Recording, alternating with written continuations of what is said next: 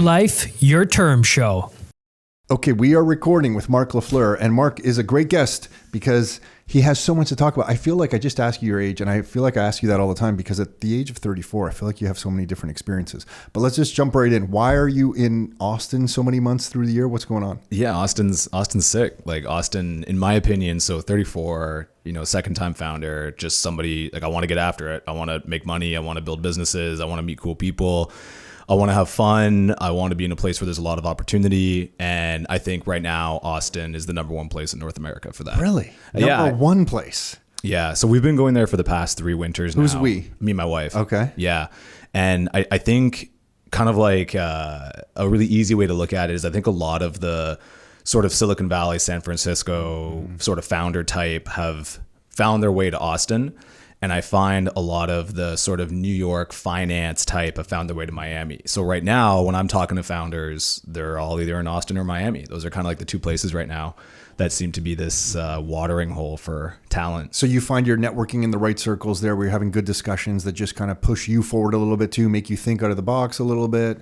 Yeah, I think it's just like exposure and opportunity right there. I find in Canada, or at least in Ontario, we're in Kitchener. You have to go find this out in very small pockets. It's not encouraged. It's not something that people like to brag about. It's not something, if you say you're building a business or if you say you want to be successful or if you say you want to do that, it's almost frowned upon. And I find you have to go find those pockets of entrepreneurs. And there's amazing ones that are here.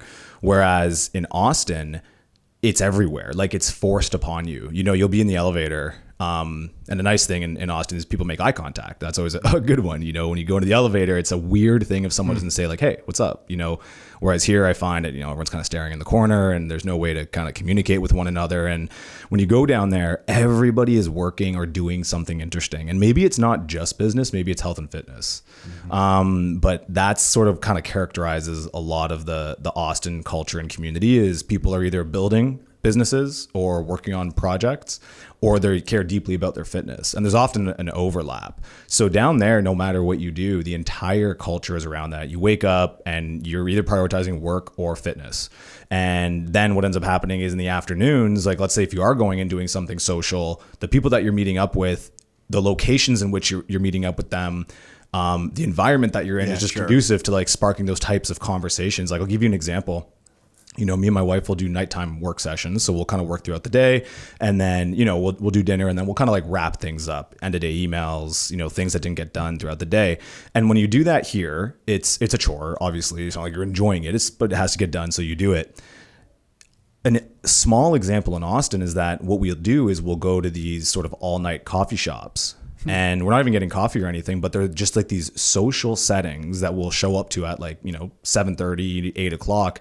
And when you go there, you've got a whole cohort of people with their laptops open, like I don't drink, or I haven't been drinking a lot lately, at least. And, there'll be people that are just having like margaritas while working or doing whatever and socializing. And then there's other people there that just kind of have their kids. They'll have like a baby out at like 8 o'clock, but they're socializing. And it's this beautiful mix. So it's a community. Yeah. And like on Sundays, as an example, the number one thing that we want to be doing is we go to this place called, it's called Cosmic Coffee. And it's just it's just like this outdoor coffee shop. And it's beautiful and people are having fun. There's live music, there's food trucks, and we'll just bust out our laptops and chill there for the day and get work done. And it's not work. It's just what we'd want to be doing. I'm hanging out with my wife. And so I'm with the person I want to be with. I'm working on something I want to be working on, and I'm in a fun environment. And so to me, it's this blend of work. Like when you talk about work-life balance, that's work-life balance. So many people are like, work-life balance is that I don't do any sort of work or think about work on the weekends. I only enjoy myself. That's not work-life balance. That's an incredible compromise that society puts onto people to make you feel like if you don't think about work, you'll feel better. Yes. Work-life balance is finding something to do or a project to work on or some way that blends the things that give you energy and take your energy. That's work-life balance. And so like Austin, that's just like a very, very small example of like how it kind of being in the environment makes it a really good place to work and stuff, let alone just the big names that are out there, right? Like think about in such a small community, you have world-class everything. You've got Joe Rogan, you've got Elon Musk, you've got Chris Williamson, you've got Cody Sanchez, you've got Tim Ferriss, you've got all of these people that are these massive personalities. When they're in, LA, it's this big sort of, they're there, but they don't have a presence that's felt. Whereas in Austin, it's not like you run into them. But it's small enough you feel it. Yes. You're always like one or two people removed. When you go to the good gyms that are there, you see these people coming in and out on a regular basis, and you're part of it. And it's just an interesting place. I don't think it's going to last like that forever, but similar. It won't, yeah. Yeah. But it's interesting you use the word you're part of it. So you feel part of something there. Yes. I feel like when you're there, you are in the game. And that's what, like, I like that. I enjoy that right now. So how many months were you down there for? We'll go like from January till the end of April. And then you came back because? It's just our families are here. Like Canada's home, you know, at the end of the day. So we're not looking to make like a permanent move or anything like that. But like, I don't want to be here for the winter. So yeah, I feel like that's the new thing that, I think in the past it was like, where are you going to move to? And I feel now it's more like things are evolving and changing so fast globally that you want to have enough financial freedom where you can kind of float around the world and be where you want to be at the time you want to be. So if you want to be in Austin for a few months, you can be there, then be back up in Kitchener. And so for me, it's like in Europe for a little bit. We're exploring Florida more and more. You're making me think now I'm the finance type, but we're not going to Miami. And then back up here and just kind of moving around. Like we're not choosing a destination like I once thought we would. Like, let's move to here and stay there. Now I feel like I want the financial independence to be able to go around the world and be in different parts of the world at different times a year. And to see you already doing that at your age, that's super cool. I get it. And then I'm curious how this evolves too. Like, I wonder if that's just going to be encouraged more and more with artificial intelligence changing the landscape. I know where we're going to get here, but it feels like to me, like my mind's being blown now as I extrapolate some of the trends out on AI, on what it's going to do, not just because at first it was interesting on what it's going to do to work and how it's going to help us. But then the societal impacts now and how it's going to restructure things are just blowing me away.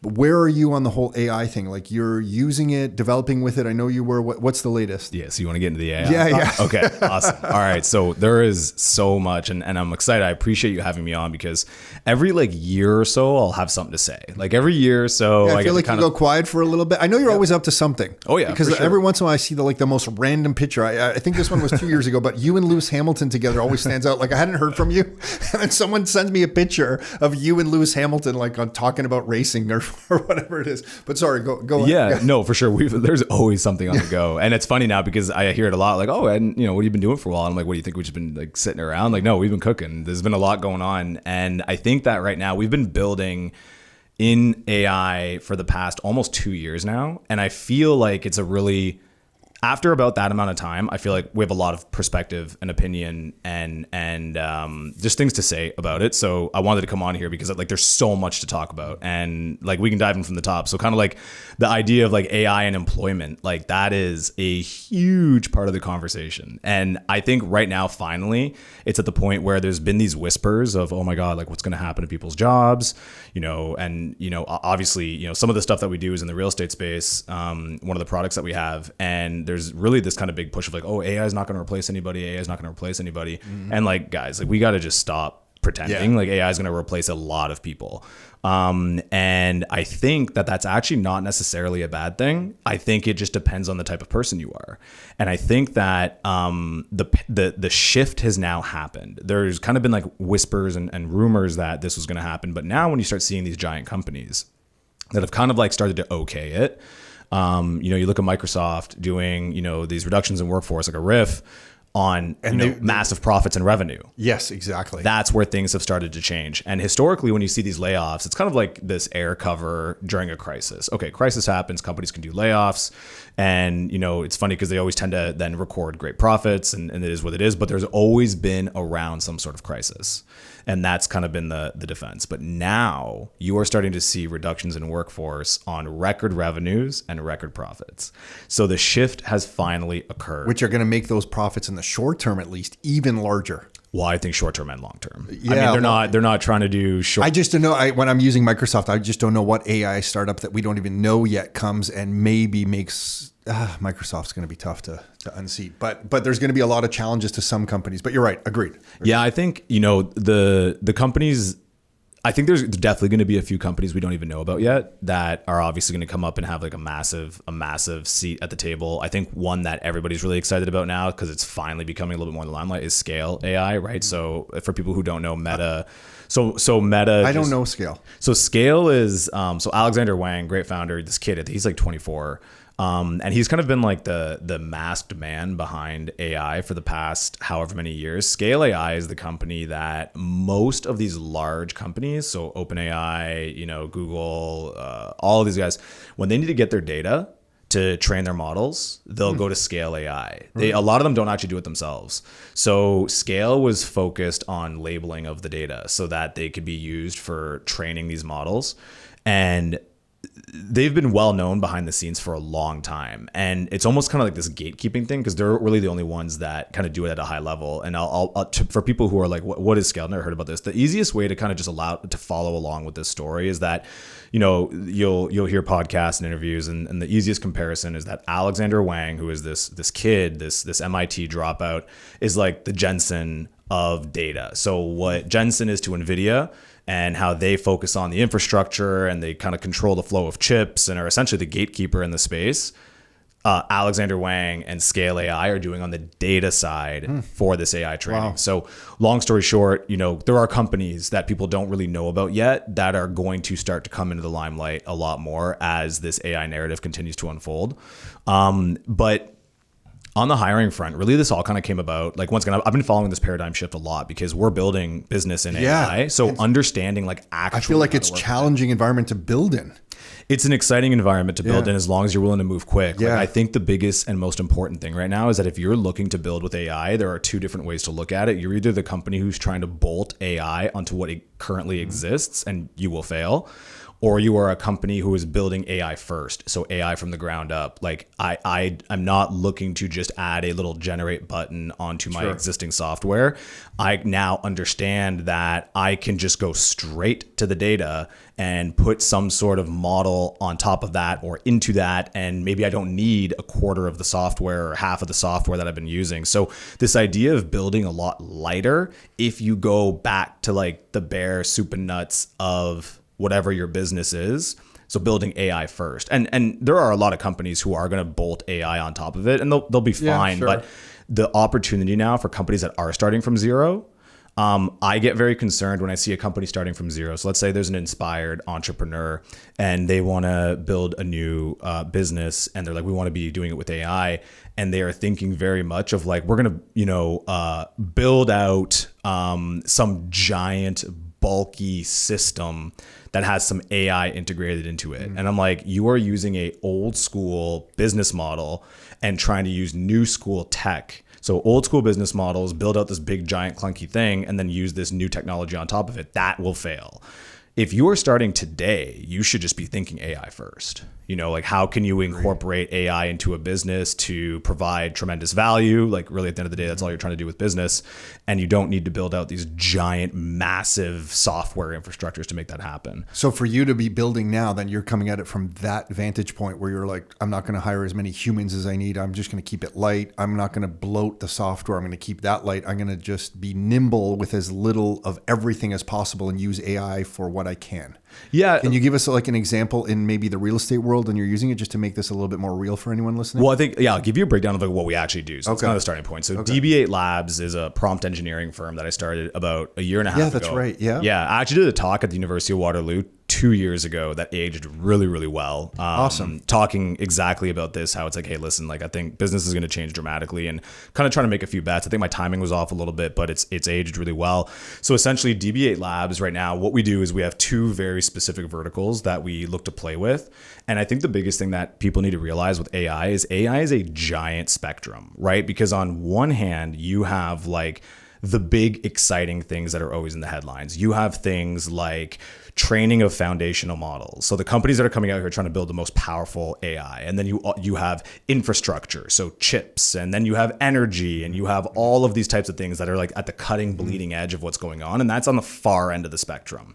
But then on the complete opposite end of the spectrum, you have like kids on YouTube selling AI courses, right? Like how to use AI. That is everything in between there. Like that is a massive spectrum, and all of it's AI. And arguably it's the AI space. And I think that a lot of people, the first thing you got to do if you want to get into AI is figure out where on that spectrum are you. You can be worth $100 million anywhere on that spectrum, but most people are actually not putting themselves in the right spot. And then that just kind of sets them up for failure out of the gate. So step one is like establishing where are you most well equipped to play on that AI spectrum. Look, if you're if you've got the story, you got the narrative, you got the resources and the connections, and you got the talent and the knowledge, sure, go try to pre-train models and compete with OpenAI and Grok and all that, or go figure out how to set up data centers and figure out how to get energy efficiently. Go and lobby. You're playing the big game. Yeah, go lobby the US to speed up nuclear production. Okay, cool. You can do that. On the flip side, maybe you know nothing about being technical and you can't code and you can't use the no-code tools, but you know how to do distribution really well. So you're like, I'm going to actually go sell a course and I'll make $100 million doing that. Like you can do it anywhere, but you got to figure out where you're at. So with, looking when True Local sold, that was in 2020. I came out the other side, and this is Marc's previous company. Quick background. So I started a company in 2015 called True Local, built it to a almost $17 million acquisition in 2020. And then essentially I was on a contract for 2 years to oversee the new CEO, which ended up being our old COO. So it was very streamlined. And of course, every single day I'm figuring out like, what do I want to do next? What do I want to do next? What do I want to do next? And my contract ended essentially at the end of 2022, December 2022, which was a month after ChatGPT came out. And for me, I'm a non-technical founder. However, the rise of the non-technical founder is now real. So we should circle back. Here. Oh yeah, we're back, baby. Yeah. So we should talk about that in a moment. But essentially, started playing with ChatGPT immediately, and as a non-technical founder, it was so obvious to me how powerful this was going to be. And like, forget about all the AGI and super intelligence and what AI is going to do for the future. I just meant from like getting shit done. Mm-hmm. Like this is very valuable. And then essentially in March 2023, OpenAI released the API publicly, and now you could actually build your own AI tools. And that led to these crazy cycles of speculation on what is the move in AI, what's the strategy, where is the value? Everything is a GPT wrapper. No, the value is in the models themselves. Everything else is just a wrapper built on top of it with no defensibility. And then by today, it's like that's actually the complete opposite. All of the values in the application layer, and there's all sorts of things you could talk about there. But super long story short, when I realized my next business, I wanted it to be in AI, I looked at that spectrum and I was like, well, where do I fit in uniquely? And it was like, well, I got a little bit of cash. I've got some resources. I could probably hang out in like this area of like product. I could probably build some products, right? I'm not going to go over here and try to raise $100 million being technical, but I can definitely do better than trying to sell courses online. Like we can build actual products in the space. And so I started trying to reverse engineer what would be the business model that makes the most sense for someone like me specifically in AI, someone who could build AI products and can put them out there fairly quickly. I've got a little bit of resource. And what I kind of came up with was actually like a time dependent business model. And it was very clear to me that this technology was moving so fast that to do anything further out than 2 years is impossible to predict. So many people are like, well, what's going to happen in 5 years? And what's going to happen in 10 years? Man, just worry about what's going to happen in 1 year, because this stuff is moving so fast. The world is going to change so dramatically. So when I started looking out to be like, okay, well, where's the opportunity? We started thinking like maybe we do a big swing. Like let's do a huge, massive business in AI and we'll go for 500 million or $1 billion or something like that. And no matter how I sliced and diced it, and I had a lot of time to think about it, I couldn't see a world where you could do something like that without the risk outweighing the rewards. Mm-hmm. And the reason being is that every single week, there's like memes about it now, one of the companies, whether it be OpenAI or Google or Anthropic or Grok or something, would come up with a model update and wipe out an entire cohort of startups that were essentially just building products that were, got absorbed into ChatGPT. Like a feature of their model. Yeah, exactly. And so I'm like, you saw it with so many options. There was a company called Humane was doing the wearables, right? Mm-hmm. And they were like, we're going to document your whole world. And Humane then just got wiped out as soon as GPT Industry 4.0 came out and it had the whole omnimodal thing. And then you look at Jasper, right? Jasper was kind of like the marketing assistant for everybody. Yeah, that's right. And now ChatGPT is the marketing assistant for everybody. Yeah. And so no matter how I was slicing and dicing it, I was like, I don't want to go raise $10 million and work on something for that's a why I was year. saying it's so challenging. Yeah. Yeah, work on something for a year, finally get it in the market, and then have a model come and Be wiped out. Exactly. I'm saying the risk isn't there. It doesn't make sense. And then you start seeing the rise of like the profitable software. You start seeing the rise of this sort of ability to create software so cheap nowadays that it wasn't this huge barrier that it was in the past. If you wanted to build software in the past, you're going to spend $100,000 right up front if you don't have a technical co-founder who's willing to put in, let's say, 6 months to bring the software to market. Yeah. So it was very expensive. But now we were living in a world where, okay, wait a minute, you can actually spin up software over the weekend. And it kind of became very obvious to me that for someone in my position, the move that I'm going to go all in on is I want to build niche AI products. And the goal is to ramp them up to $15 million in value, which I think you can do quickly, and then sell them off. And that's really what it is. So the whole purpose of the lab, we have two different, very specific streams of what we do. But my bet is that over the next 24 months, there's a very profitable, so very different than, businesses in the past where you're trying to kind of just grow as fast as you can. I think there's a bit of a money opportunity here where you can build niche AI products and sell them to companies that are falling a little bit behind the ball. And when they realize, oh, we need some sort of AI solution, they'll bolt it on to that. And it's been panning out incredibly well. And the reason the niche idea works is that how do you avoid and take away the risk of making a big swing? So instead of going deep and big on one specific play, I like the idea of finding a market that is small. So $15 million business, like acquisition, that's very small. But the niche aspect of it is what makes it defensible. Because at the end of the day... not big enough for the big guys to come in, or not the big guys, whoever, some of the big models to play with. Yeah. And what it does is it focuses on taking the long tail features, like the final 20% of what an individual market is looking for that is not available in the big tools or not available in ChatGPT or Gemini. And you focus intensely on those. And people will always choose that, right? If you look at, so the first thing that we got into was realestatecontent.ai. And if you look at that, a real estate agent is going to much prefer using something like realestatecontent.ai, which helps them with their social media, than Jasper. Because once again, Jasper is much more powerful from a general perspective, but it doesn't have that last 20% of features that real estate agents would really want. So for me, when you look at the next 24 months, I think the opportunity, and the reason I say 24 months is I think after 24 months, companies will start building them themselves, even though the ones that are going to win, I think, are the ones that are starting to build it now or acquiring the ones right now. And around 24 months, companies will finally have caught up that like they need to find a way to hire people that can do this type of stuff. So I think there's a window of 24 months within there. And then the next part of that is that after 24 months, I think that the dust will have settled a little bit more and you'll be able to make a much bigger bet. So the idea here right now is that going small is actually the safest thing that you can do because it's so easy right now to run a company up to 15 Risk million. is lower. You're still learning. You're adding to your own experience. Yeah. Well, that leads to the next part, which is exactly that. We are building in the space aggressively across different industries. So if you think about what we have to do to be successful in this space, I want to do 3 of these in the next 24 months. I think we can do 3 of them. And that's what we're building the lab around. That's kind of where it's at. And really, we just have to be really, really, really, really good at 5 things. And those 5 things are essentially, we have to be extremely good at identifying markets that are going to disproportionately benefit from AI. So that's kind of number 1. Where are the markets that AI is going to have a bigger impact than most? The easy markets.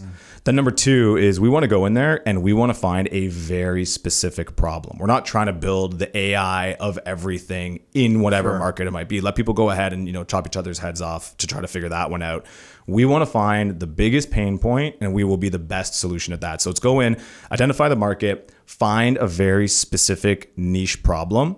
And then our job is to design an elegant, useful solution for that. Then number 4 is develop that solution. And then number 5 is go to market with it. And we have to do all of those things. Otherwise, we just become an agency, right? If you just identify markets, you're a consultant. If you just find solutions, you're a consultant. If you just design solutions, you're an agency. If you just develop solutions, you're an agency. Without that go to market, all of it is just an agency. So we want to actually take these to market as well. And the whole premise of the lab is that over the next 24 months, that is sort of the playbook that we are going to run. And the idea was that we'll probably fail a bunch along the way. We have 90 days. We will put something out for 90 days, and that is our timeline to see if this is worth doubling down on. And it just so happens that our first one was a hit. So this is the real estate one. Yeah, that's realestatecontent.ai. So that's the one vertical of the lab. The next vertical of the lab is, to your point, this is a long-term vision for me. The lab isn't just a 2-year vision, but this is the first phase of it, which is let's make our money by doing niche AI products.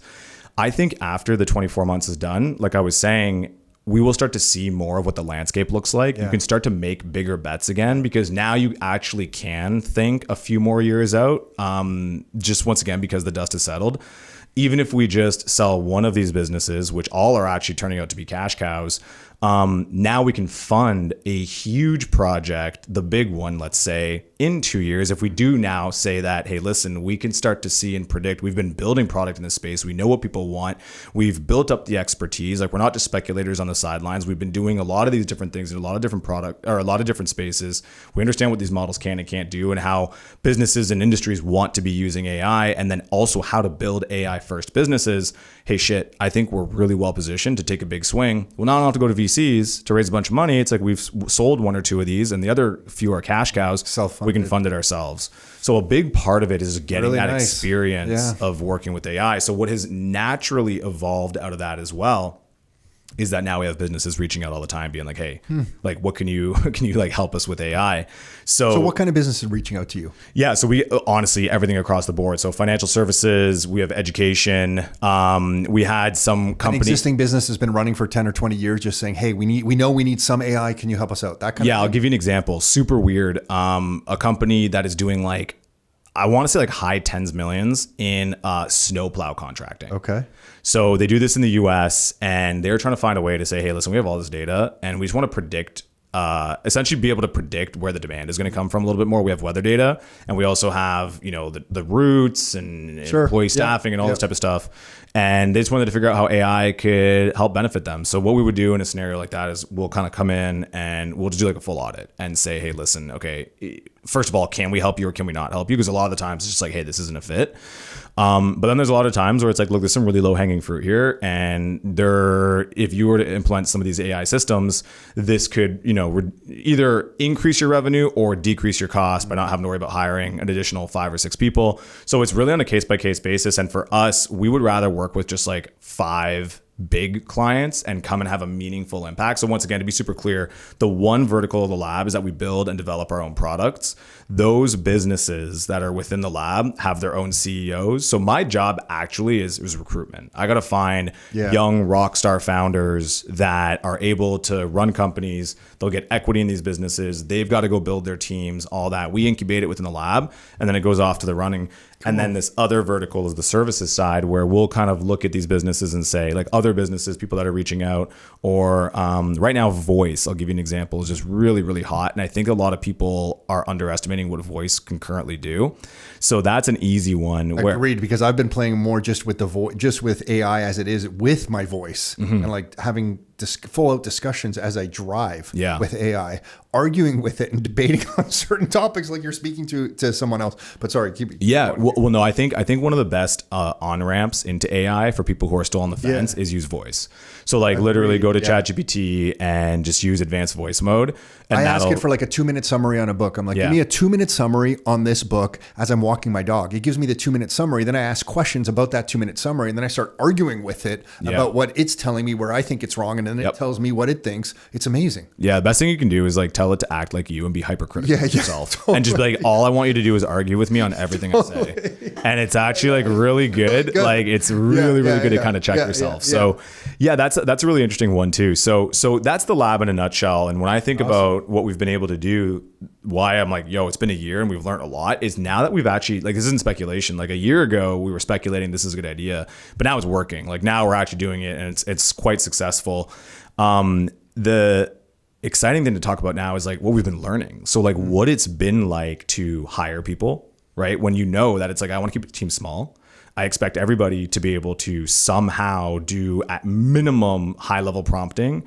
But where are my vibe coders at, right? I want people to be able that are non-technical to come in here. Yeah, so where are you going to find these people? Are you finding these people?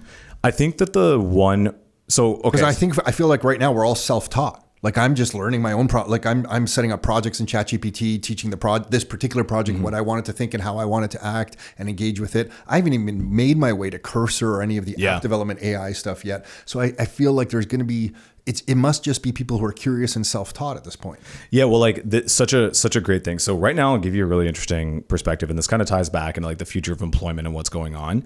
Is that so? One learning is that university kids are cooked. Like they're in a lot of trouble, to be honest, because I have a lot of people that'll send me like, hey, my kid is in school. Can you talk to them? Or like they're looking for a job, or friends that are like, whatever. And I talk to these university kids, and really this is what happens. They're looking for jobs. So number one, so if anybody's listening to this will probably save you time and effort when it comes to the job hunt. When I talk to university kids, they call me and they're running the like 2008 playbook. Hey, how's it going? Here's my major, okay. And I just kind of cut to them like, hey, why do you want to work with us? They're like, well, I'm really interested in AI. Like I'm super interested in it. Like I love it. Like I care deeply. So they want to learn through you. Yeah. And I'm like, oh, that's great. So you want me to pay you to teach you how to use AI? Okay. That did exist before. That was the model before. 100%. Yeah. So I remember when I was coming out of university, that's what you did. You wanted to call an employer and be like, I love what you do. I'm deeply interested in the space and I'm excited to learn. So where are you coming? If someone was to say, well, Mark, you're being rather selfish there, you should bring on some young people who will be talented in the future. Is your response then what? Like things are moving so fast, I just don't have the time in this economy to do that kind of thing? Well, no, there's just straight business. Like we want to win, right? So, this is how you find them. So essentially they tell you this and we just cut to it. Like, okay, great. Like, so you want me to pay you to teach you how to do the number one skill and most valuable skill, most sought after skill in the world right now. Okay. How are you going to help our business? Like if I bring you in here, how are you going to help my team? How are you going to help us achieve our goals? What skill are you bringing to the table? And of course, then they're all flabbergasted, which is totally fine. But then here's this is where it really matters. It's like, okay, what's the project that you're most proud of? And if it's a design kid or if it's a coding kid, they'll show you some project. And usually it's, for the most part, it's fine. It's a university project. Sometimes they're fine for university. It is what it is. And so all I tell them is this. I'm like, hey, that's great. I'm like, what tools did you use to do it? And I would say right now, 95% of them are not talking about any of the relevant tools. Okay. Wow. None of them. They're like, oh, I used Canva for this, or I used Photoshop for that, whatever. I coded this up. So long story short, get the project. And I say this, okay, look, I want you to take this project that you did and I'm giving you 2 days to redo it and then come back to me in 2 days and we'll talk. And I want you to use these tools. Hey everyone, before we dive back into the podcast, I've got a quick shout out about the Your Life, Your Terms report. This is Tom's weekly newsletter where he and Nick share real stories, experiences, and powerful insights to help you live life on your terms. Each week, Tom breaks down the economy, real estate, macro trends, and Bitcoin, and gives you actionable steps to make these insights work for you. No fluff, no vague predictions, just a clear path to thriving no matter what's going on in the world. Tens of thousands of Canadians are already getting the real information they need to level up their lives every week. I can honestly say it's the only newsletter that I've stayed subscribed to for years. It delivers real value that keeps me coming back for more. Join us and start getting the insights and tools to create the life you want, plus entertaining and inspiring stories from Tom and Nick along the way. Sign up for free at rockstarinnercircle.com/get started and start living life on your terms. That's rockstarinnercircle.com/get started. Your first step to living life on your terms. Once again, the thing that kills me the most is that for university kids particularly, they haven't even heard of these tools. So for the design kids, I'm like, yo, look, I want you using Lovable, right? Or I want you using Framer, or I want you using any of these other AI design tools that are out there. And they haven't even heard about it before. And it's like, okay, no problem, but go ahead, use these tools for it. Or if you tell, a coder, be like, hey, I want you to redo this entire thing, make it better. And by all means, use Cursor or Replit or any of these sort of coding assistants. And they haven't even heard about it. But here's what happens. You get majority of the kids that you never hear from again because they're like, well, it took me a month to do this project. You're giving me 2 days to do it. They don't understand. They're like, which is totally fine. Yeah. But then you get one kid who will come back 2 days later and is mind blown and they show you the project they did that is now 10 times better Sure. that they did in 2 days, and they're losing it. So excited. I didn't know I could do this. This tool did that. I just told it to do this. And now a couple things has happened. A, you've got someone who at least tried this task that in their worlds they have unreasonable, right? Because they don't know, they don't realize that the paradigm is shift. They think that like, wow, it took me a month to do this. That's their frame of mind and how projects work. It took a month. Yeah, their computer science course is just still dated at this point. Yeah, totally. Got it. And so half of them don't even try because they can't even begin to wrap their head around how easy this stuff is to do nowadays. So right off the bat, that's one filter, is like you're closed-minded to the future.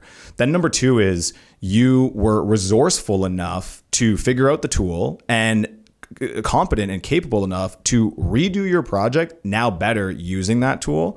So that's another thing. Okay, you can learn fast and you can pick up new tools, because that's the name of the game in AI, is that you don't even get attached to any of your favorite tools. They're all changing and they're all coming out.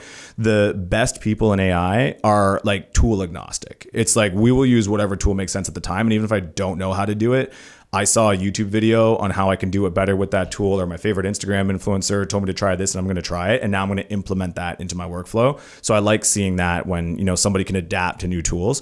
And then number three is the final conversation where they're excited about it. And I'm like, great. You've opened your eyes are now open to see what's capable. And now I can see the passion. I can see the excitement. I can see that you just went through a system that didn't teach you the right things. It's not that you came out unprepared. It's that you were literally told to do the wrong things. But when given proper direction and now you can see what's capable, you're excited about it. So case in point, it's not about being selfish, and it's not about, you know, a scenario where we should give these kids a chance. It's the opposite. It's that, listen, you know, businesses need to win nowadays. It's hard enough to do business in Canada as is. This isn't a world anymore where, like, if it's a giant company, maybe it's different. I can go ahead and lose a few $100,000 on a few, you know, interns. Yeah. It's not the game in startup land, right? Like, no. When we can do so much with AI, when we can do so much with AI, when we're plugging you in, you are going to come in here knowing that everybody here knows their shit, and you're expected to know it as well. And you've got to come in and be a net value coming in immediately. And we will train you on that. Like, we will take you from where you're at and bring you to that next level. Absolutely, no questions asked. But you can't come in here and just suck knowledge and just slow everybody down and essentially be a burden. Like, you've got to come in here able to support, right? So that's what's happening. Like right now, you know, when we bring in a prompt engineer, all I'm looking for. That's the term right now, prompt engineer. Well, yes and no. I'd say, like, listen, you know, and this is what I tell the kids. I'm like, listen, if you can go to a company and show that you know any of this stuff to the point where you can be classified as like a vibe coder or a vibe marketer or a prompt engineer, or if you're technical, just any sort of, software engineer that uses these AI tools. If you know how to use, you know, N8N or Make to come, a business will hire you on the spot. Like a business will, if you can tell and I can see that our marketing manager right now has been using Manus for something. I don't know if he's creating landing pages and A/B split testing them or whatever. I don't know if he was using Manus for that one or not. But you're right. If nobody's speaking his language right now, so if someone was to walk in and talk that language and say, "Hey, I'm using Manus to do this, this, and this," he would be like, "Holy smokes! Well, here's how we're doing it. Let's compare notes." Or here's this other tool that I'm using. Yes. And I just want to pause right here for anyone listening and say, "This is way over my head. I'm never going to get into AI." I want to give you just a really basic example. We were using QuickBooks and we were uploading a spreadsheet of some US data that we're putting into QuickBooks that we need for different business reasons. And we were getting all kinds of errors in QuickBooks. So real old tech QuickBooks, right? We took the error and Nigel on our team just took a screenshot of the error, threw it into a ChatGPT. ChatGPT said, "Oh, like, here's what's going wrong with the spreadsheet. By the way, why don't you just give me the spreadsheet? I'll make the changes." It did the changes and gave him a link. This happened in about 60 seconds. He took the new link, downloaded the new CSV file, uploaded it into QuickBooks with no problem. I'm telling you, that would have taken us 8 business days before, because in the past, we would have emailed our accountant and saying, "Do we really need these columns and this data in here? Really, we're getting these errors. Do you have anyone on your side that we can ask about these errors?" That would take 2 or 3 days to get a response. Then we'd get that response, try that, ultimately get another error for sure, monkey around with the data ourselves, send another response back, get another response back. And within like 8 to 10 business days, we would probably have it, uploaded into QuickBooks, which I know sounds hilarious, but that's really kind of the pace of some of these things. And he managed to solve that. He doesn't know QuickBooks. He doesn't really know AI. He just took a screenshot. He didn't even type in the error. He took a screenshot and just dumped it in ChatGPT. And then ChatGPT not only told him the problem, fixed the data. I used to work at Oracle. You know how many times we would send in consultants to like RBC or BMO to do a proof of concept and take their data and then spend weeks trying to upload it into a proof of concept database? I mean, that's what we did. You would get tech support on the phone. It wouldn't work. Now I'm like, holy smokes, you could probably just take all this data, throw it into AI. AI is going to reformat it and say, hey, just throw it in like this, no problem. Like the world is changing fast. And then one other example for you. My brother has a rental property just north of Dundas here in Oakville. And they're going to do the window cleaning. And the window cleaning, pretty basic thing. Doesn't he get a letter saying, hey, our tenants of these townhomes, we're going to be using drones to clean your windows? And I'm like, when you merge AI then with robotics these drones, you can have one guy selling door to door. He's gonna have 3 drones that are gonna go around cleaning your windows. And I know right now, I don't know if these drones are any good, but you can see the future. One sales guy going knocking on some doors, emailing, offering on Instagram, whatever he's doing, and then have his 3 drones just go around and cleaning this stuff. Wild. It's insane. I think that it's so funny to me how like one quirk of humanity is still just to see a shitty initial version of something and then think it sucks. Dismiss it. Yeah, it's like, oh, I remember. So you think people are doing that with AI? Of course. Really? Oh my God. So a couple examples. So like 2 years ago, remember when AI images came out? Yeah, blew us and they're away. like, well, no, they were like, this is trash. Yeah, okay. They're like, oh, I was blown away, but you're right. They're You're like, right. this is so bad. Yeah. Like it's never the hands. I've got 6 hands. I can't do cats. I'm like, okay, so wait a minute. This image got generated off a computer that you Off just a prompt. told it. Yes, off a prompt. And sorry, it has 6 fingers. And you're over here criticizing it, acting like this is never going to take off. And of course, and you see it now. Now it's indistinguishable. But now we have video that is indistinguishable. Like deep fakes are real. Like this is a real problem. And I have a whole thought on this whole deep fake, AI slop, content media thing.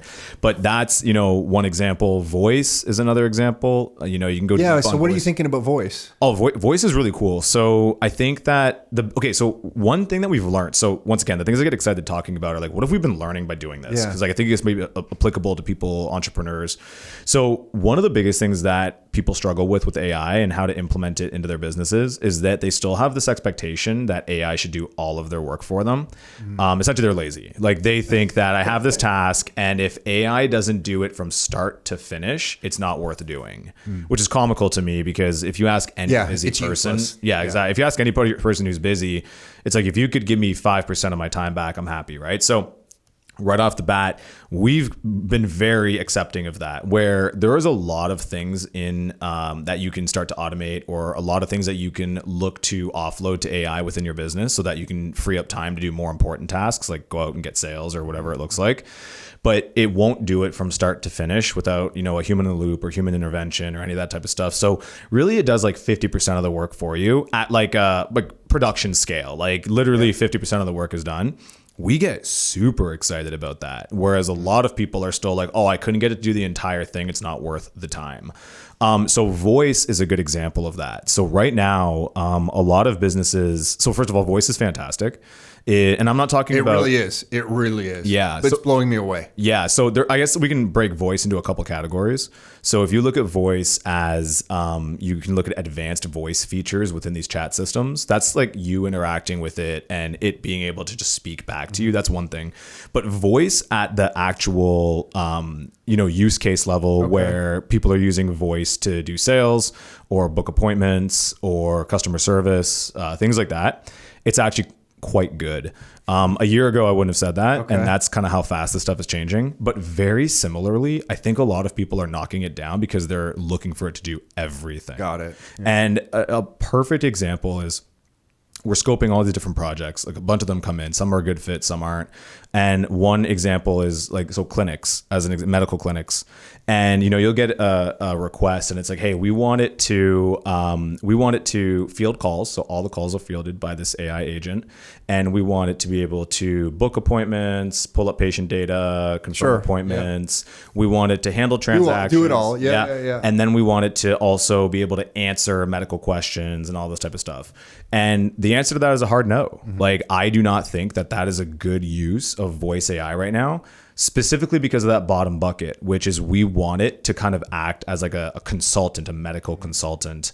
However, all of the other stuff, absolutely. So if this AI system, this voice system can handle 40% of the job, a lot of people look at that as a failure. Whereas anybody who's actually trying to implement things at production level realize that's actually a great success. So for voice particularly, I would always tell people, stop trying to get it to close deals. Don't try to get it to do the sale. But in terms of bookings, using it to book appointments for you, it is fantastic. I guess an example would be you have a database of 10,000 people and you're either hiring sales people to call them and try to nurture them up, or you're hiring an appointment setting agency to do that.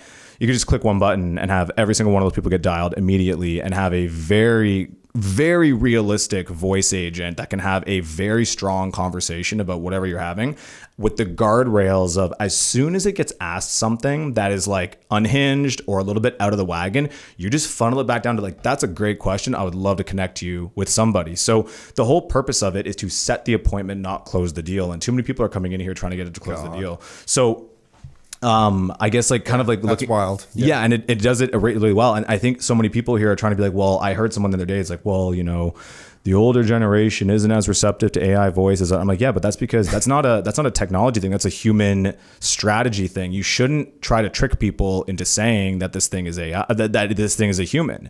This thing should reach out and it sounds so casual, make it funny, make it cheeky. Like, yo, what's up? How's it going? Yeah. Believe it or not, I'm AI.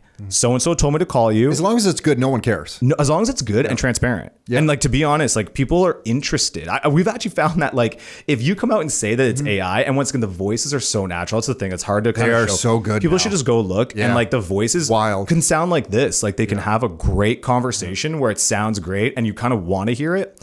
And what we found is that if you actually come out and make a cheeky comment about how it is AI, hey, what's up? Giving you a call. So-and-so hired me. I'm the AI, you know, I'm cheaper than whatever. Just make some sort of joke. But look, all I'm here to do, I know you haven't heard from him in a while. There's a bunch of updates going on. Would you be interested in hopping on a call with so-and-so at any point in time? We would love to do that. And it can answer a couple basic questions. It's not looking to do a deep dive, nothing like that. And it does better job than a human transitioning things. So like if they ask a type of question where it has to transition into a booking, it does it. Like I can't even give like it does it better than I do. Be tired, hungry before lunch, another appointment, phone rings, gets distracted. The AI is just going to follow the strategy. Jeez. And so the idea here is that our attention, holy crap, the grasp for attention right now is going to be crazy. It always has been, but it's going to go nuts. Yeah, and with the voice stuff, as long as the spectrum of requirements and the funnel of the conversation is narrow, like there's a very specific task, it can do that incredibly well. Don't try to get it to do sales. Don't try to get it to process transactions. Don't try to get it to be a consultant, but use it to go ahead and book your stuff. That's just one example, but it like all of this stuff, give it another year. Right? And just to your point about it not needing to do everything, one of our guys on our team was working on this one rental deal between two people, two of his existing clients. And they were going back and forth on numbers, each party wanted certain things. It was a bit of a complex rental with a potential buyout after a few years of renting.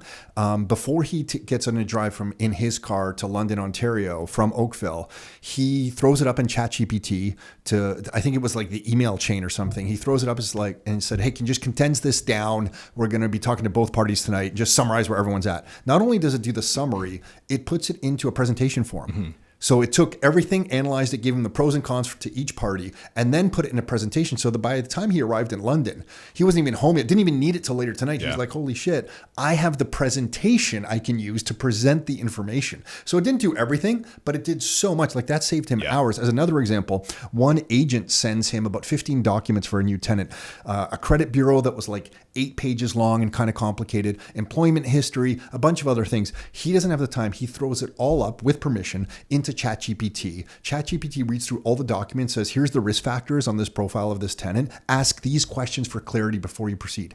Do you know how much time that saved him? And when you get like 8 PDFs of documents that you have to go through and analyze, and it just analyzed it for him and gave him the questions to ask. So again, not doing the whole thing, but doing so much that was of wild use to him. Yeah, and I think like another useful thing. So there's so much to talk about. Like, so another useful thing on exactly that note is being the type of person who is comfortable just finding the things that you're doing in your daily life and trying to see what AI can do. Exactly. It blows you away because it's not Google search. And I think a lot of people my age are thinking, oh, this is like a new Google search box. I'm like, no, this is way more. This is your like personal assistant, lifestyle coordinator. Like I'm using it to plan a trip to Italy and it's giving me the beaches to go to, the restaurants. I'm telling it what I like, dietary restrictions, reviews I wanted to check before you recommend a restaurant. And it's just going off and doing the whole itinerary for me. Yeah. And I think like to help people with that, it's just kind of like setting out the landscape of the way it currently looks. So like right now, if you want to use sort of the basic AI experience, you're going to use these chat systems, right? So these chat systems, essentially ChatGPT, Gemini, Claude from Anthropic, Grok, name your favorite one, right? And that is really good for like your general purpose AI interactions. But then what that spawns off is this like infinite amount of AI tools. So AI tools are essentially the businesses that are now coming along saying, hey, look, we can solve a very specific use case for you. Yeah, I can see that now. Now that you've described it, I get it. Yeah. That's what's happening. So to your point, now it becomes a spreadsheet. Yeah. So maybe I'll use ChatGPT to summarize and put a very clear description of what I need. And then I'll take that and bring it over to some AI tool. So it's not ChatGPT, but an AI tool that specializes in presentations, and I'll dump that in there. So that's kind of like the consumer layer. And that's what every single competent human needs to be doing that. Yeah. Otherwise, like we can talk about once again the state of employment. You're so far behind. Yeah. Then from, let's say, like a business perspective, what's the next level of that? Well, you've got the chat systems and you've got the tools. Well, if you want to go kind of a layer above, and if you're trying to do things for other businesses or implement AI into your own business, this is where you kind of start getting into these like no code sort of tools. You'll hear them. They're called like the no code automation tools. I hate the term automation. I think it's a lazy thing that they just took from like Zapier days and brought it over to here. But long story short, these are systems that allow you to take the AI models out from the chat systems and use them however you see fit and connect them to whatever you want. So once again, what's the difference between... That scares the shit out of me, but I know it. Yeah, I agree. Yeah. Like what's the difference between, ChatGPT and like an agent? Everyone's going excited about the word agent. I actually think, hot take, it's on our website right now, I think the term agent's going to die in 2025. Yeah. By the end of the year, it'll be gone. Because essentially an AI agent is just referring to an LLM, so an AI that has access to tools, because an agent is AI that can do things for you. The only reason AI would not be able to actually take action for you is not because it doesn't know how. It's because it literally, technically does not have a connection to the tool that it needs to do the task. As soon as you make that connection, people call it an agent. I think this is a transitory term because I think AI agents, AKA AI that does things for you, that's what you think AI should do and what it is. Sure. So because it's new, we call it agents. So it's like an industry term more than a general population term. General population doesn't even know what that is. Yeah. Well, I think we're starting to see at the beginning of the year, I did a keynote. At the beginning of the year, I did a keynote. It was in January, and I did it all on agents, and I was kind of using Apple Intelligence as a thing. And there's probably like 1,000 people. And I'm like, hey, put your hands up if you heard agent. And I thought this was like super normal. Not one person put their hand up. So that was interesting. So I was like, okay, got to reevaluate this. But the idea is that, look, agent is the transitory term that we're going to use as businesses or AI that can access tools are hot. But in a year, it's going to be the norm. So it's just going to be AI. Anyway, so these no code tools. So once again, we're bumping up from that consumer layer of I'm going to use ChatGPT in my day to day to I want to use it for my business. Well, these no code tools essentially allow you to pick and choose whatever models you want. You can tune them with whatever prompts you want to put in there, and you can connect them to whatever tools you want to connect them to. And these are these no code systems are like Make. Have you heard of Make? Yes. And N8N? Yeah. No, haven't. So Make is kind of like where you would start. Okay. Make is good as like your entry level into setting up AI for your business. It's much more advanced than essentially using ChatGPT or the tools. It's like if the Zapier people back in the day, the people that people like us, we'd be like, I need a Zapier person to come and that was awesome. Yeah. It was exactly. This is now like Zapier 2.0, where it's like, okay, the same type of person who's like, I can connect all these things together. It's like that for AI, and it is incredibly powerful. Yep. Okay. So it's incredibly powerful. It's also a massive headache because it's the same thing as Zapier. It's like, this something API, breaks. Exactly. Yeah. But this to me is the single most important skill for the rest of 2025 is that you Okay. And what was the second one you mentioned? You mentioned Make and then N8N. So N, the number 8, Yep. number N. And it's kind of like Make on steroids. Okay. So people should start in Make just to get an understanding Sure. of how this works. Like I can take, let's say I want to do SEO. I want to do new age SEO. So let's say SEO of 2023 was I'm going to pay an agency $3,000 to give me 5 blog articles that have are people spelling. still doing that? Yeah, they are a lot. So a lot of people that we deal with in projects that we scope, we spend a thousand. I thought that died in like 2008, but okay. Sure. Yeah. So it's a thing. So let's flip that on its head. Your business, you try to be a little bit AI first. You're building products, or you're in a traditional business, but you want to start implementing AI into your business. So one of the areas you could look at is how has SEO changed? Well, SEO nowadays is there's no reason you shouldn't have like 5 blog articles going out per day. Just to deal with Google and what's happening on search there. But there's a whole other thing with what's happening with LLMO, so large language model optimization. We could talk about that if you want. But essentially, an example of Make would be, okay, I want to use ChatGPT to, in the morning, figure out what is a very interesting topic that my business, and we use real estate, right? So what's going on in my local market today? Okay, formulate a question that is very relevant to that. Take that and spit it out to Perplexity. So Perplexity is I love Perplexity. One of my favorites. I think if you want to do surface level research, It's so good. I like Perplexity. Same. Yeah. Making a presentation and you just want a quick assistant on your side, Yep. Perplexity wins. Exactly. So you can use the Perplexity API. So you can just use Okay. their model. It's called Sonar, I think. Okay. So ChatGPT to Sonar, which is Perplexity's model, to go ahead and find the most relevant news along with the sources. You can then take that and from Make, go ahead and pipe it into a database, and it'll essentially, so whether it's Excel or Airtable or whatever you want it to be, and now you've got all of these sources. You could then go ahead and take that database and then pipe it back into, let's say, GPT, the model, or Anthropic, or whatever you want, and say, hey, listen, I want you to come up with 10 blog articles based on this relevant thing, and I want summaries on them. Then you could come up with a proper template for your SEO. So maybe you have like 5 different types. I want comparisons. So like I want a blog type that's comparisons. I want listicles, all this type of stuff, whatever it might be. Top 10. Yeah. Exactly. And then, so all this, the point of this though, is that you can do this with ChatGPT or whatever you want, but that's not production level. Neither of these are production level, but that is not a flow that you're going to automate into your business, that you're just doing that casually. To use Make to make this part of your marketing department, like your SEO is now automated. Jeez. It's writing blogs that are significantly better than what any human is going to write. There's so much misinformation around Google not liking AI articles. That's like complete. Oh, okay. Really? I hadn't even heard that. Okay. Yeah. So we see it all the time. People are like, well, I heard that Google is penalizing AI. It's not true at all. Google's penalizing spam.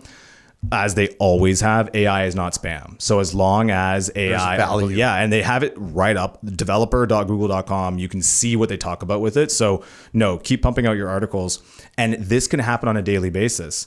So and there's no reason you can't have 5 articles. And then, of course, with Make, you can go ahead and have it auto post to your website, fully formatted, ready to go. So there's no reason. That last step still scares me, but yeah, it's great. Oh, totally. I don't know why. Giving the logins to some stuff. Don't get me started on that. That's the whole. Still freaks me out a little bit. Yeah, and like for people who've ever watched like the TV show Silicon Valley, it's like you've given like master control. Yeah, I feel like, oh my gosh, stuff. hold off. I will post it. Did you hear about the blackmail, Claude blackmailing? I did. Okay, we'll talk about that in a second. But real quick, for people to kind of see the picture of these no-code tools.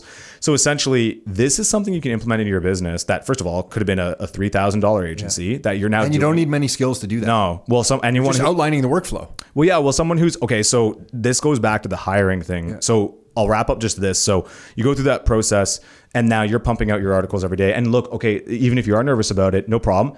Your job now is just to review them and post them. Yeah. Didn't have to write them. You're just reviewing. I'm sure I'll overcome that, but that's where I'm at. Yeah. So that's the thing. I think another thing, just for anybody listening, that they should get excited about is this whole LLMO, so large language model optimization. Yeah.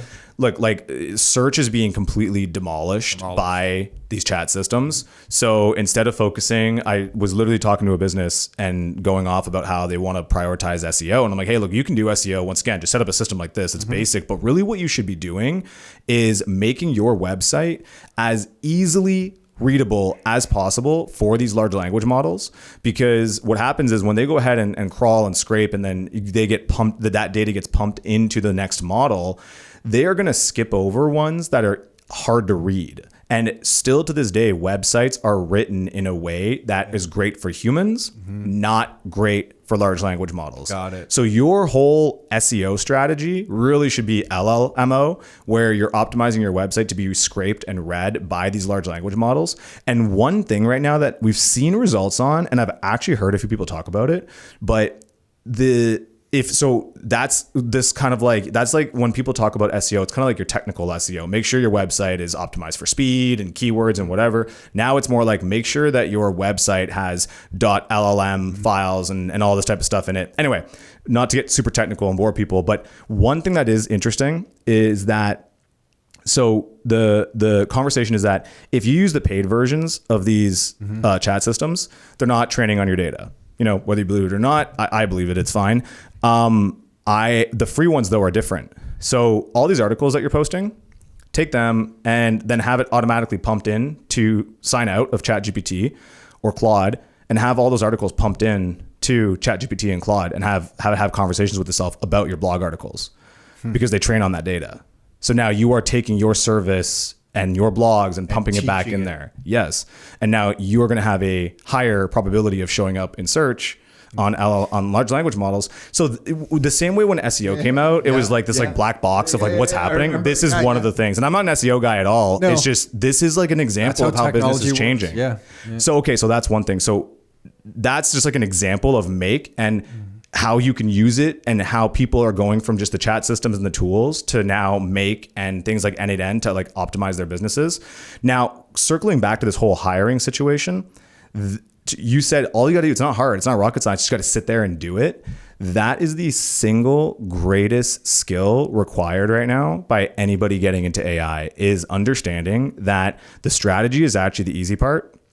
The difficult part is sitting there banging your head against the wall because you've gotten 95% of the way there, but you keep getting a damn error message and you don't know where it is, and you don't know what it is, and you don't know what's going on, and there's some connection that broke here, and one thing is blowing up here, and you just got to go with a fine-tooth comb, and it might take an entire day. Formatting's off. Exactly. But that, because now coding is English, like you code in the English language, that engineers have been used to this forever. They are like one stupid comma in their code away from making it work. So they're used to going in there and figuring it out. Non-technical people, they just get frustrated. That's a good way to look at it. They just get frustrated and think it doesn't work. Exactly. You're so close. And it can't work. Whereas, no, you actually have to push through that. And that's what I'm seeing with a lot of like the people that are kind of getting into this space, like the prompt engineers that are sort of, I watched a YouTube video, I know how to prompt. And you can just tell real quick, like you ain't ready for you're not ready for the big leagues yet, in the sense that you're still operating on the mindset of like, you ran into a roadblock and it took you a few days to figure it out. You're frustrated. You can't get frustrated at all. You have to just find a way to get through it. And that's a skill. Like that's a thing, because if you have a bunch of people, let's say you have 5 prompt engineers and you're working on this giant feature for your product, or you're trying to work on this giant system for your business, and it's so damn close, and instead of collaborating and realizing, look, we've seen this other business do it, we know it can be done, we just got to figure out how, they get frustrated and they start, it's not really, let's move on to another project. Well, what are you talking about? We spent 4 weeks trying to do this. We're not going to stop now. Finish it. So that is a very interesting thing for anybody looking to get into the space. If you can't afford to hire a prompt engineer, or right now, same with the vibe coders. So I would say a prompt engineer kind of sits above vibe coder, because vibe coders are essentially like kids and non-technical people that just like talk to these coding tools, and it builds really good, like minimum viable products. I think vibe coders are the best. If you need to iterate fast on like front end type stuff, I want a vibe coder. Come in here and design me the best front end type thing. The vibe coders, though, are struggling on getting things into market because they don't know how to scale. They don't have the security. They can't get the databases to work. The last mile. Got it. Well, it's not even the last mile. It's just a different set. It's a completely different thing. And once again, like normally you'd have to have a front end engineer that you're paying, however much for, and they have to build this up and it takes them a month. You get a vibe coder over the weekend and you can iterate quickly in plain English and work with them. But then getting it to that next level. So it's that they don't have the whole context of what needs to be done then, I guess. Well, it's not that they don't have the the whole context. It's that the tool isn't there yet. Like, so once again, case in point, the most difficult part right now of launching anything isn't creating the product. It's like the dirty nitty gritty of connecting the APIs and like, oh, now I've got to go ahead and actually deploy it and set up the auth system and all these like really annoying, gross little things that for actually a coder, that's like just normal. That's best practice, right? But it's funny how the skill and the value of different skills have now been completely flipped on its head, where now anybody can do the front end design. Anybody can do front end design. Anybody can do front end code.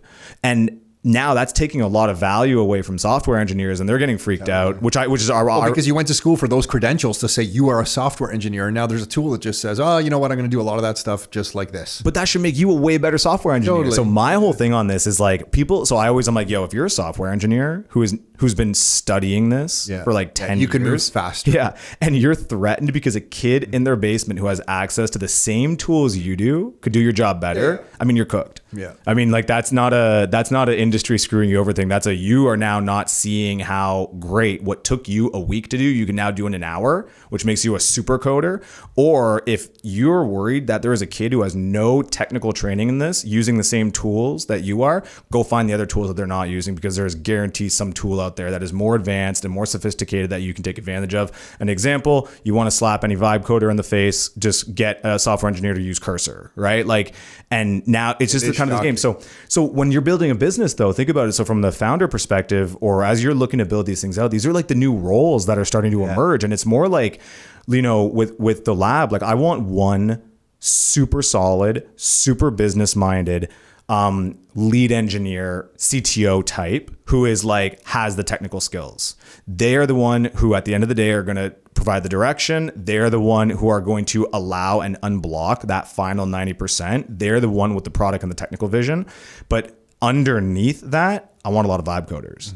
I want a lot of people who can get it all the way to that next level, but then get blocked because they don't have the technical skills. And now instead of having had an army of engineers that can do the entire process, I can have an army of vibe coders that can do a lot more than just do the engineering. And I love that this vibe coder term is caught on. Holy crap. Yeah. It's hilarious. Yeah. And then now, so vibe marketing now is like the next kind of iteration of that. So I think, you know, you look at the vibe coder is really amazing. And once again, like if you can walk into any business and say, hey, I'm a vibe coder, and then back it up, you're getting a job. No question asked. These companies will hire you on the spot. So forget your university, forget any of that type of stuff. If you're coming out of school right now, forget every single thing you've learned. Just take 2 weeks and learn the tools that'll make you a vibe coder, and you can walk into anywhere and get a job. And so your favorite ones for that person would be? So Make, N8N. Okay. Those are the ones right there. I would say Cursor for sure. So at the end of the day, so actually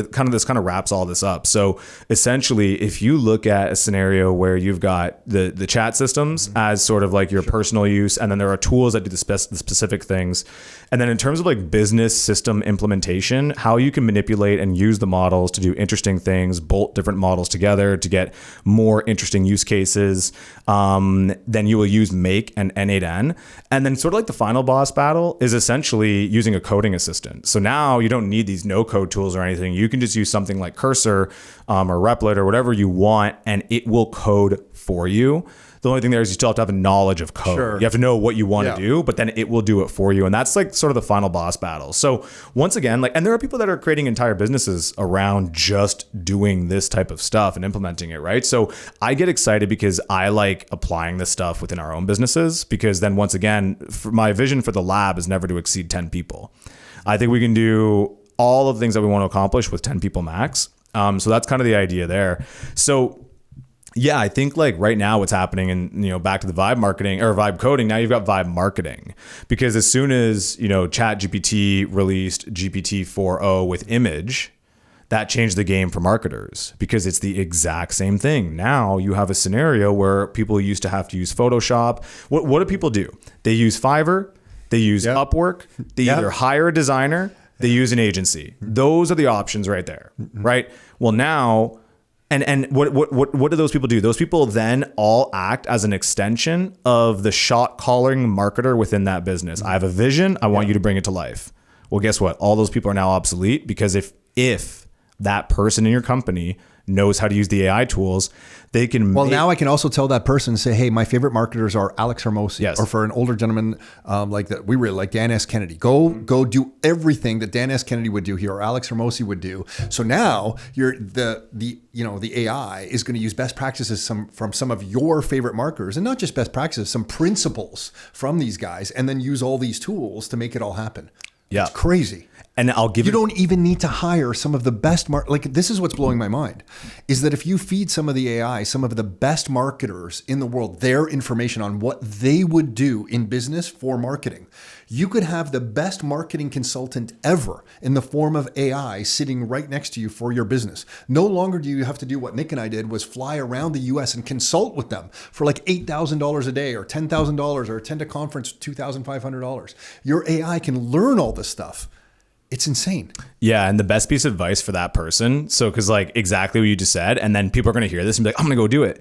And then they should. But then the problem they're going to run into is, once again, they are still just normal everyday people. They're not engineers yet. So the engineer understands tying it all together. Tying it together, but breaking it down into its steps. Yeah. And understanding that it is steps. So these people are going to say, I want you to market like Alex Hormozi, and then get some trash back. Sure. So for that marketer, listen, like, just heads up. If you break that down, everything that you just said is 100% accurate, but break it up into its entire steps. So like research, like I want a full bio on Alex Hormozi. Then I want a full breakdown on all of his marketing philosophies. I don't want like just high level. I want like actual take his step-by-step stuff, whether you upload his book or research through his book or do whatever. And then it's like, I want you to break down all of those individual strategies and how they should be executed on in like the most plain English, like full on written multi-page style breakdown. And now you have all these different assets, right? So you've kind of got this strategy and how it works fully written out. Then what you're going to want to do is figure out like your own business information. So like a full breakdown of like your business, who's your ICP, what are your value props, what are the personas you're going after. And then you want to have another one that is going to be like your writing style and tone. What are the things you want to do? Who do you want to sound like? All this type of stuff, guides on how to do all that. If you do that, you have such an asset. And like that takes half a day. Yeah. That's not an issue. No. There's no problem. So then you take all of that, which you only had to do once. Yes. And now go ahead and pipe that in and start building things on that. So case in point, once again, the vibe marketer comes to life. So the biggest thing on all that has now become with being able to do, especially static image ads. So if you're an e-commerce company or you have a physical product, the game has changed completely, because I wouldn't even say that GPT-4o's image is the best one, but it's the most accessible one. You now, case in point, can, as a vibe marketer, and aka what is a vibe marketer? Just a what was considered a non-technical individual before. You can now do Photoshop level things just talking to it, but you just got to get good at talking to it. So when this kind of circles back, so that's the vibe coder and the vibe marketer. Those are priorities in any organization, in my opinion. Sure. And once again, it is like a bro term. But that's how you got to find these people. And that's the problem, because like even putting job descriptions together is very difficult, because you got to attract that type of person. Yeah. And it's difficult to attract that type of person if you don't talk the language. I think eventually those terms are going to change. But right now, if you want to find them, and especially if you are one of them, wear it like a badge of honor. Because I'm telling you right now, go walk into these businesses and say, hey, I'm a vibe marketer, I'm a vibe coder, and then show it to them. You're getting jobs. The more sophisticated one on top of that is the prompt engineer, which everybody used to rip on me for. So I did a talk a year and a half ago on how the single most important skill is prompt engineering. Like there's no question about it. And what is prompt engineering? Like when you use any of these AI systems, you are prompting them, right? So you're prompting it to give you an answer, but that doesn't work at production level products. So for example, when we have to go build a product, like let's say real estate content.ai. So we're not building an AI system or implementing it into a business or helping it improve our business. This is actually building a product. You can't just prompt AI and get it to give you the type of outputs that you want 1,000 times a day, because it's going to be too much of a deviation. Sure. It won't fall. So when you go from just basic prompting into prompt engineering, really what you're doing is you are getting really, really deep and muddy within these prompts to make sure that you are getting very, very predictable and very, very reliable outputs at scale from a production level. And the way that you do that type of prompting is very different than the way that you prompt the systems. Yeah. So prompt engineering, everyone was laughing because they're like, no, that's so stupid. Similar to the way that I'm talking about agents being a transient term, they're saying that prompting is going to become obsolete because the models are going to do all the prompting for you. And I think it actually completely went the other way. And I think prompting is the most important thing now, even more, because now what you're seeing is exactly this. Because they can do so much, you have to get very specific with your prompts. It's actually taking it more important, like being able to speak computer, which is essentially prompting. Like back in the day, so for anyone listening who doesn't know that, prompting is like literally typing into the AI what you want it to do or what you want it to happen. Exactly. Like that's all it is. So prompting is a really fancy word of talking to the computer. We're telling it what you want it to do. I just say that you're sweet talking computers. And, for a long time, talking to computers was essentially the way software engineers would speak code, and computers are very literal. So is these AI systems. They are just very literal. So all you got to do is be over articulate. You just have to really explain things. But if you explain it the way that it really should be done, these things are fantastic at doing what you want. So the vibe coder, the vibe marketer, and the prompt engineer more so on the product building side. And once again, just to paint the picture, and this is why, like, we see it so clearly now, because we're building the products and we're also implementing them in other businesses as well as implementing into ours. So like, it's like very interesting to see what the roles and what matter, like what are the things that our people are going to use in the future in terms of how they want to build their businesses. But you've got the systems that you're going to use for everyday use, just like plop something into ChatGPT, the tools that can do more specific things for you.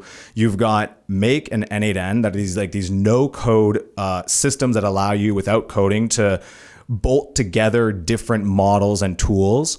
You then have the idea of Cursor, which will help you do the final boss battle of coding itself. But the through line on all of that is prompting. So on every step of the way there, having a skill, articulating what you need, being able to speak to computers, and the only way you can do that is by using it. So that's kind of, in a nutshell, a lot of the landscape right now.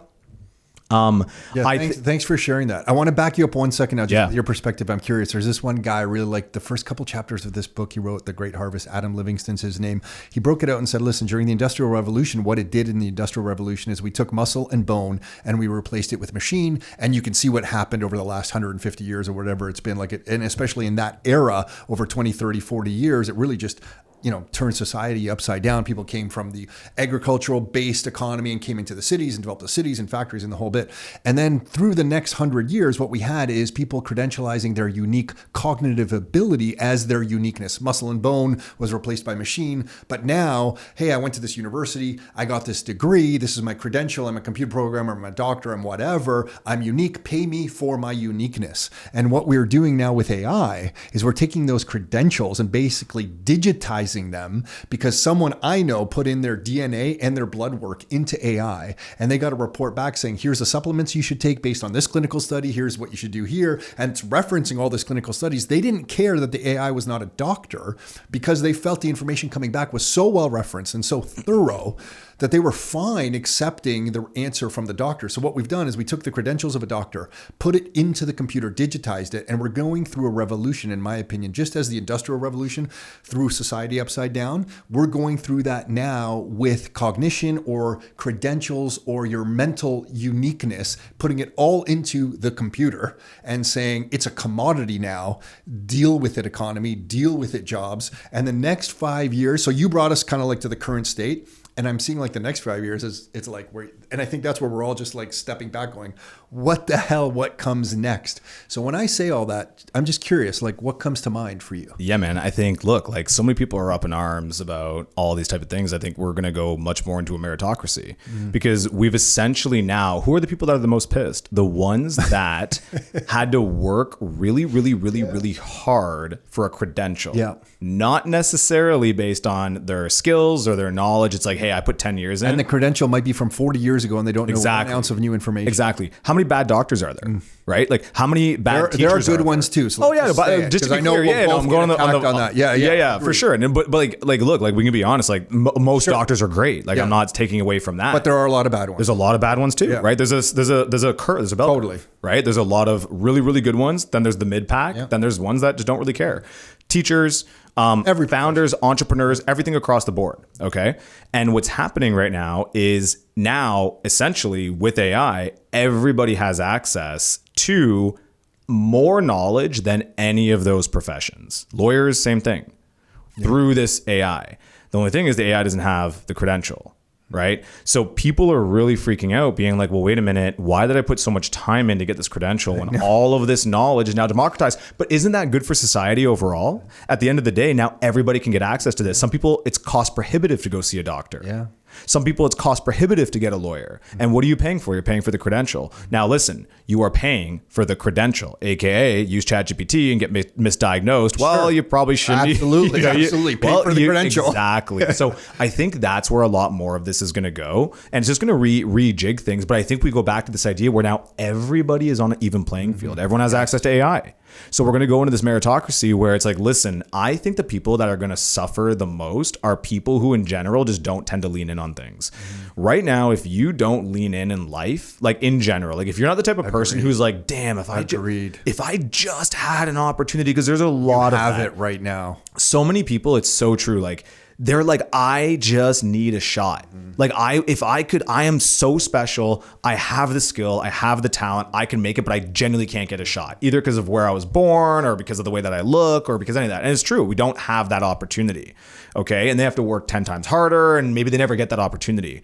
But there's also a lot of people who just think that like, because of who they are, they should have all of the things handed to them. AI is evening that playing field 100%, because now those people that are like, I can do it, they are seeing AI and being like, I can access infinite knowledge. I can access infinite leverage. And maybe I just got fired from my job. Okay, my job paid me $70,000 a year to push papers. Okay, great. AI displaced me. But now I can go home and build an AI tool that makes me $200,000 a year because I found this very unique thing that people that I know in my local community needed or my friends needed, and I grew it. And once again, there's no more of this excuse. You know, I know people back in the day, there was this big up in arms where it's like, we want to re-educate people on how to code. Well, like you can't teach someone how to code. No excuses when it comes to AI. It's dirt cheap. Anybody can access it. And if you can speak English, you can learn this thing. So where I'm going with this is that if there's this, like you've heard this, I'm certain, this idea of like, you're not going to get replaced by AI. You're going to get replaced by somebody who uses AI. That's already happening. And that's kind of like the old statement of it. I think there's a slightly modified version right now that people should really take into account, is that the delta now between people who choose to use AI and people who don't is going to become very scary. If you're the type of person who is a go-getter and you start using these AI systems, your output is going to be superhuman compared to the person who's on the bench, on the sideline, making excuses, choosing not to dive in, choosing whatever. It's going to, like, when you have an interview, you're going to have someone being like, I can write your Facebook scripts, create your Facebook ads and videos. I can set up a system that'll analyze them in an automated fashion. I can do your SEO system. I can go ahead and code up your front ends if you want. I can use ChatGPT on a regular basis. I can connect to all your systems. I can teach your other employees how to do it. And I'm 14. And I'm 14. And I'm 14, so I don't sleep and I live off Red Bull. So you'll have that. Yeah. You'll have that type of person. And then they'll also be like, I'm in all of these Discord groups. So I have a community of my own people. And by the way, my whole social media is automated because I do that and I have 20,000 followers. On a global reach, yeah. Oh, and by the way, that's all just one of my agents that's handling most of this stuff. What else do you need me to do? I'm down to learn and do anything. I'm excited. And then you'll have the other person who's like, well, you know, where do for I the past 20 resume? Yeah, exactly. Who do I give my resume to? Right. Sorry, it'll take me a week to update my resume. And it's just like, okay, you know, you have the access to the same tools, same knowledge, and now there's no barrier. It's English. So I think there's a lot of pros and cons, and all it's going to do, I think it's a net win overall. There's going to be lots of job displacement, absolutely, but I think there's going to be a lot of productivity. Yeah, through the disruption, I think it'll be beautiful, but disruption ahead. Tons of disruption. And I just think that, once again, it is exciting because if you're the type of person who leans in even just a bit, huge. If you just learn how to prompt, and if you just, you know, I'll give you an example. Kids all the time reach out to me, right? I don't know what I want to do. I'm torn, and I always have this talk where I'm like, listen, you know, it's in society we don't want to say that you should be financially motivated. I'll be the one to tell you, if you're financially motivated, that is the single most powerful driver that you will ever have, and that's okay. Like, you don't have to feel weird about that. And what I always tell these kids is that, look, there's always this like little sort of side hustle hack. every like 3 years it changes, but it's the thing that you can do on the side, or you can make it a full job, and it is the money printing machine. It's just many kids are like, well, I don't want to do that. Okay, well, if you don't want to do it, don't complain about not making money. And I'll explain why. It's because these things don't require any deep skills. So, 2019 through to like 2022, kids are like, I don't know, I want to make money, but I'm working this day job. Okay, well, you want to make like $5,000 a month guaranteed, go manage a Discord. I promise you right now, go on Upwork or DM a bunch of these, crypto businesses or whatever, and say that you'll be a Discord manager for them. You don't need skills for that. Take 2 weeks, figure out how to use Discord. And now all you got to do is have your phone open on the side and manage a Discord page for them. It's a community manager. I guarantee that is a money printing. There's a need for that. Yeah. Yeah. That was like in 2019 to 2023 or 22. Then 2022, go do short form video editing. Well, I don't know how. It's bullshit. Video editing, are you kidding me right now? You can do it from your computer anywhere in the world. With today's tools, you can absolutely do it. You can make anywhere from $35 to $150 per video, and you can have most tools do it for you. If you are telling me that you really want to make money and you're stuck at a job or you're stuck in school and you can't like quit and do anything, no problem, and you're choosing not to do this, then you don't really want it, because this anybody can do it. So there's that. Now today is prompt engineering.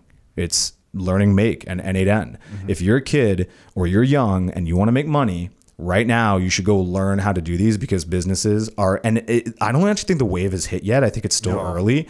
I always feel like we're late, but that's because we're deep in it. Because you're way ahead. We're deep in it. And, but if you just learn how to do this type of stuff, like we would hire you on the spot. You know what I mean? Like this is the type of stuff that is so valuable. And as a side hustle, you can go ahead and do it. It's amazing. So kind of going back to it, where it's just like, I think that anybody right now who is deserving of a better life, anybody right now who's willing to put the work in, AI is going to enable you to make so much more. It's just as a way of an example, I remember when I left tech and went into real estate with Nick full time and we started Rockstar, I already knew about, like, back then it was called pay-per-click advertising and then search engine optimization. And then the technology world, everybody was already doing it. I worked for NetSuite before it went public, and it went public for $1 billion. A large factor in that was the service was great, but they were really good marketers. They were getting leads in, they fed it to the sales force. You had these KPIs every day. So when we came to real estate, we just thought, oh yeah, like we're just going to run pay-per-click ads.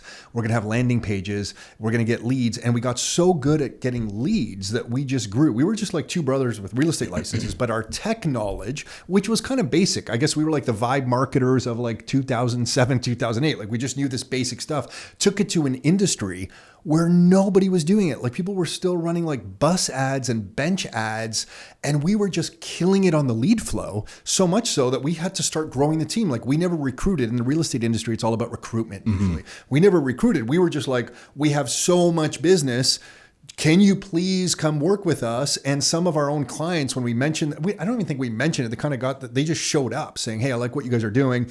If I get my real estate license, can I work with you? And we had leads so we can give them new investors to work with, and the business grew. So it was our way of taking technology from one area where maybe it seemed like everybody knew it and it was late, from the technology world, and bringing it into real estate. And it like just worked like gangbusters. And I think today there's going to be that opportunity where people are going to take what you've said and how you said you think you're late. Not that you really do, but sometimes you're like, are we late? I really just take all those stuff and put it into an industry or in a long tail niche like you're talking about, and just absolutely kill it because no one's doing it there. Yeah. Well, that's realestatecontent.ai. Yeah. So when we looked, for our lab, so I guess quick heads up on that. Like, so for our lab, when we took a breakdown, and once again, those 5 things I was saying, we have to identify a market, we have to find a niche, we have to design a solution, develop a solution, and go to market.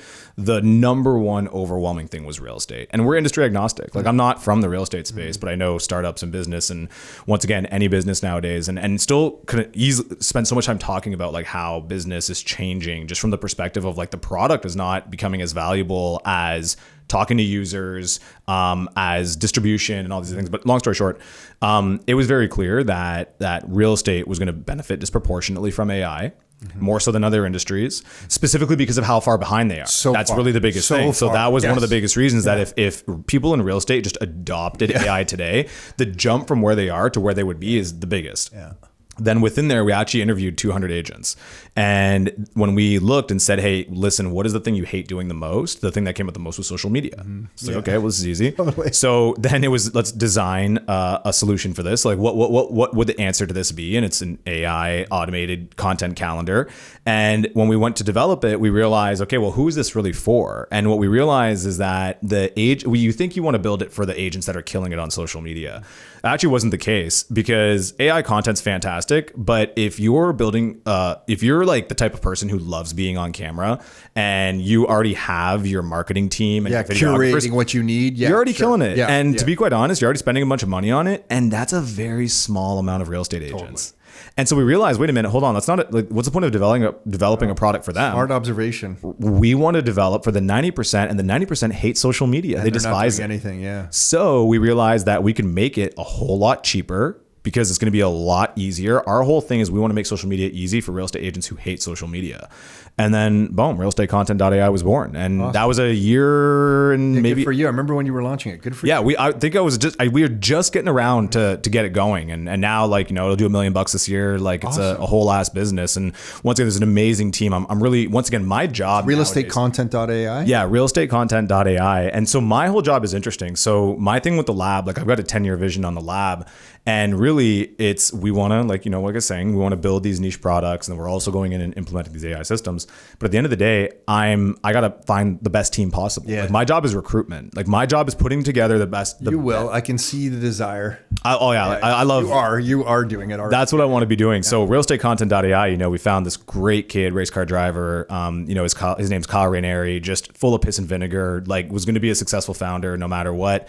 And he kind of heard my story and what I had done, and we just kind of hit it off right away. And I'm like, hey, look, we've got this project that's currently being incubated. This would be a good one. And so he's now the founder and the CEO of realestatecontent.ai. He's running it like it's a whole ass business now, doing its thing. So that's been really good. So that's just an example of, okay, business is changing. Like, drastically, because this is a software company that has been successful essentially from month 3, and there's a lot of implementation that's gone in, and once again a lot of business know-how in the sense of how to go to market with these types of things. But I think that if anything, it's going to get the cycle is going to get shorter and shorter. So, and you're in the sweet spot. I can't wait to get updates from you. I mean, this is going to be. Are you still racing cars? No, actually. So I gave it up. No, definitely not giving it up. I just started a business. Yeah, so now I'm look, the race car I love. Like in Texas, you were in a spot that probably has car racing going on. Yeah. So funny story. So I guess, I've got my life, and then I've got my side quests.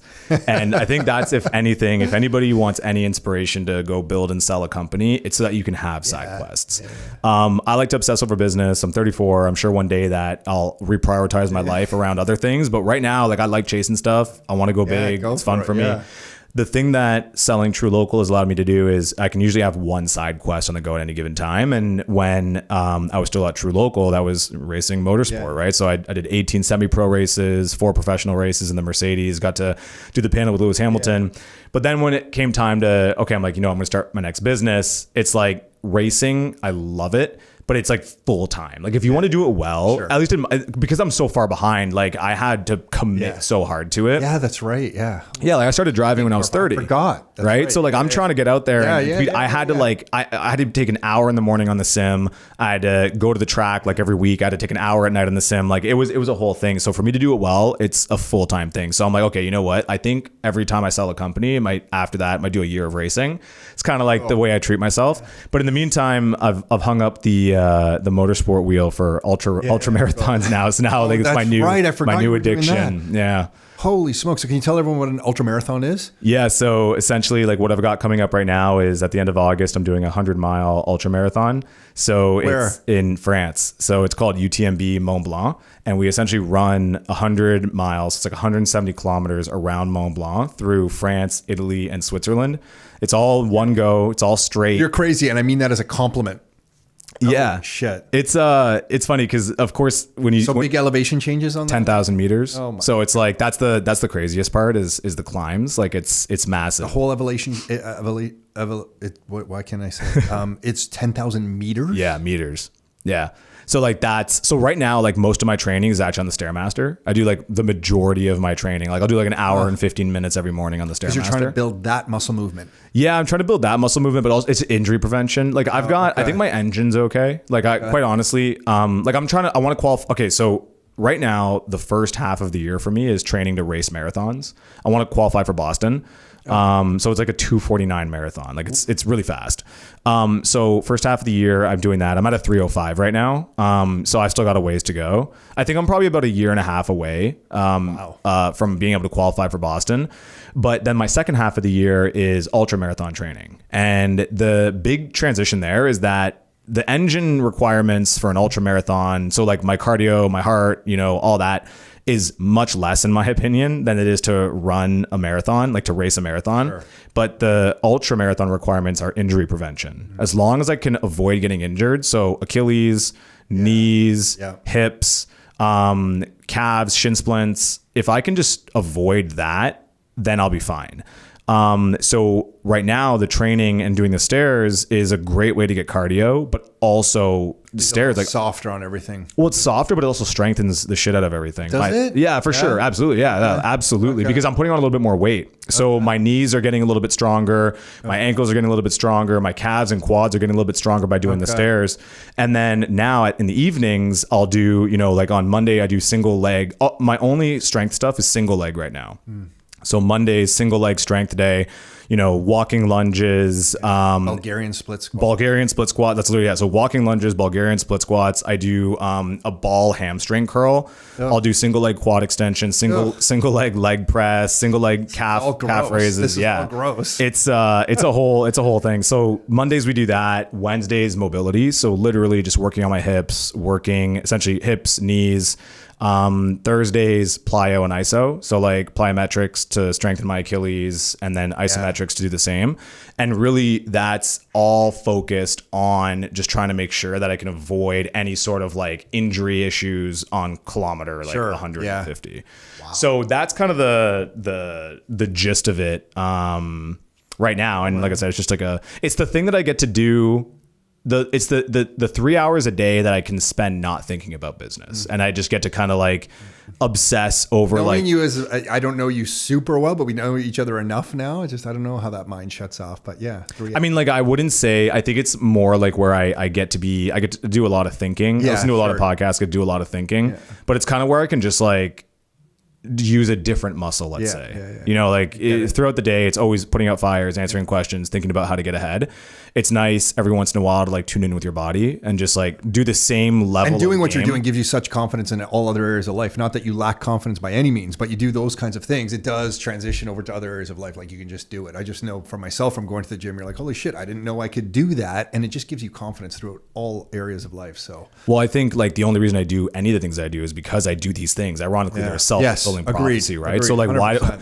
why am I the guy who thought he could get into a race car at 3 years old and race, right? Like, why am I the guy who's like, oh, I watched one YouTube video, I should go run around a mountain? I think that like that's kind of like the gift of life. Like I think I have a lot of confidence in certain areas, but I also, if I were to not be doing these things, I think that confidence would go away, right? Like confidence is a muscle that you have to keep exercising. Yeah, that's fair. Yeah. So at least at the stage that I'm at in my life, I'm not at the stage of my life yet where I'm like hanging up and looking back and reflecting on what I've accomplished. I'm at the phase of my life where I still want to keep accomplishing. Like I want to keep on stacking that stuff. And so I think that like, I like the idea of, if I can look at myself and say, I live a life where I can build businesses and run 100-mile ultra marathons. You're what I would say is someone living life on their terms. Yeah. This is what I love. So, Mark, so we're going to wrap. Anything else you wanted to add before? I know you can. So where can people find you if they listen to this?